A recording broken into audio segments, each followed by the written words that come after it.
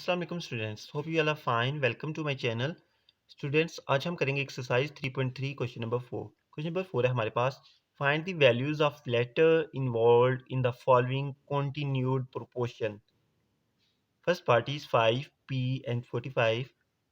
Since 5p and 45 are in continued proportion, then 5 ratio p proportion p ratio 45. And we know that product of means is equal to product of extremes. So we get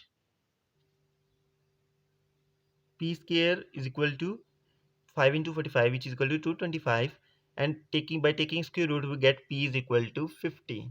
Got it? Part 2 is 8x and 18. Since these two are in continuous proportion, then we get 8 ratio x proportion x ratio 18. We know that product of means is equal to product of extremes. So x square is equal to 18 into 8, and which is equal to 144, and by taking square root we get x is equal to 12. Got it? Part 3 is 12, 3p minus 6 and 27.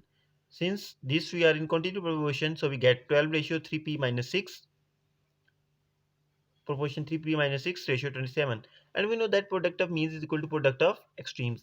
So we get 3p minus 6 square is equal to 12 into 27, which is equal to 324. By taking square root on both sides we get 3p minus 6 is equal to 18 plus minus 18, and 3p minus 6 is equal to plus 18, and 3p minus 6 is equal to minus 18, and by solving we get p is equal to 8 and minus 4. Got it? Part 4 is 7m minus 3 and 28.